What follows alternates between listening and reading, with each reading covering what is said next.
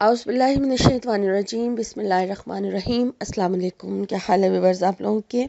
मैं उम्मीद करती हूँ कि आप लोग खैर-ओ-आफियत से होंगे और आप लोगों के लिए बहुत सारी दुआओं के साथ मैं आपकी मेज़बान लैला हाजिर हूँ अपने चैनल वजीफ़ा इन उर्दू में। व्यूअर्स, आज का जो वजीफ़ा है वो इस टॉपिक पर है कि जिन ख़वातीन के जो शौहर हैं वो दूसरी औरतों में दिलचस्पी रखते हैं, ठीक है, या इसके ऑपोजिट भी हो सकता है।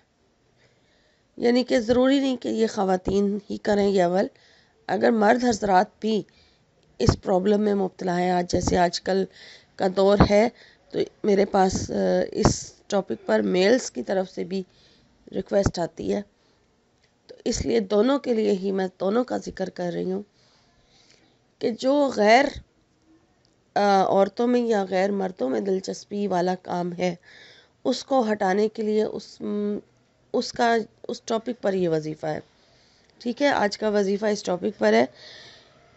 तो अक्सर ऐसा होता है कि ज़्यादातर प्रॉब्लम मर्दों की तरफ से ये होती है कि मर्द बाहर के मुल्क में जाते हैं और उनका ताल्लुक़ जो है वो किसी दूसरी औरत में हो जाता है, वो इन्वॉल्व हो जाते हैं या दूसरी औरतों के साथ ताल्लुकात रख लेते हैं। तो जो उनकी यानी जो वाइफ़ होती है वो फिर परेशान होती है। और ऐसे ही मुझसे बहुत सारी बहनों ने ये रिक्वेस्ट की है कि हमें ऐसा कोई अमल दिया जाए कि हमारे शौहर जो हैं वो गैर औरतों के साथ उनका ताल्लुक़ जो है वो ख़त्म हो जाए और जो इन्वॉल्वमेंट है उनकी उनमें से ख़त्म हो जाए और वो अपने घर की तरफ और उनकी तरफ तवज्जो दें। तो इसलिए आज का वजीफ़ा इस टॉपिक पर है, तो नोट कर लीजिए। इसका जो टाइम है वो तहज्जुद की नमाज के साथ है। अब तहज्जुद के टाइम आपने ये अमल करना है, तो इंशाअल्लाह ताला जिस तरीके से बताया जा रहा है, अगर ऐसे ही करेंगे और जिस टाइम पर बताया जा रहा है तो आपको बहुत जल्दी फ़ायदा हासिल होगा। और अगर आप किसी और टाइम पर करेंगे तो फिर वो फ़ायदा हासिल नहीं होगा जो असल में इसका टाइम है दिया गया है। इसलिए बेहतर है कि इसको आप तहज्जुद की नमाज के साथ ही करें, ठीक है।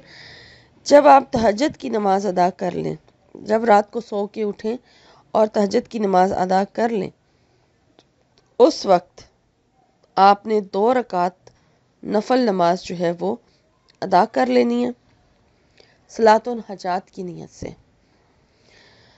और जब सलातुल हजात की नीयत से आप 2 रकात नफल नमाज अदा कर लें, उसके बाद फिर आप अपने मकसद की दुआ करें, जिस तरीके से भी आप अपने रब से मांगना चाहें, यानी कि जिसका जो भी मसला है इसमें शौहर के हवाले से या बीवी के हवाले से, ठीक है ना, उस तरह की नीयत कर लें, मकसद की दुआ कर लें और फिर उसके बाद आपने दुरूद शरीफ पढ़ना है। और सिर्फ आपने दुरूद शरीफ पढ़ना है और दुरूद शरीफ आपने 1000 मरतबा पढ़ना है।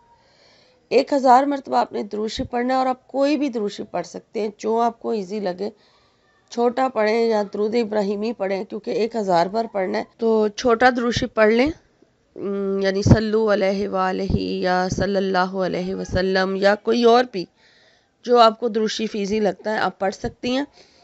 और 1000 मरतबा दुरूद शरीफ पढ़ने के बाद फिर आपने अपने रब से रो के गिड़गिड़ा के दुआ करनी है कि आपका शौहर या आपकी बीवी अगर किसी गैर मर्द या औरत में मुब्तला है तो अल्लाह ताला उसको उस ताल्लुक़ उसका ख़त्म हो जाए और वो अपने घर की तरफ, अपनी बीवी की तरफ, अपने शौहर की तरफ जो है वो राब्ता करे या उज़र उसका यानी ध्यान लगा दे। जिस तरह से भी आप दुआ मांगना चाहिए, आपने गैर औरत से या गैर मर्द से उसको निजात दिलानी है, शौहर को या बीवी को, तो आपने इस तरह से अपने रब से रो के गिड़गिड़ा के दुआ करनी है।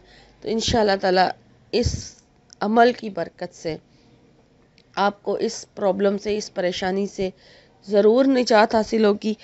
और इस अमल का जो मुद्दत है वो नहीं दी गई, इसको आप रोज़ाना करते रहें जब भी आप करना चाहें, यानी कि रोज़ अगर आपसे हो सकता है तो रोज़ कर लें और अगर इसमें नागा भी आ जाता है तो कोई मसला नहीं है, 1 दिन छोड़ के 2 दिन छोड़ के, यानी जब भी आपको तहज्जुद के टाइम आपकी आँख खुलती है तो आप इस अमल को कर सकते हैं।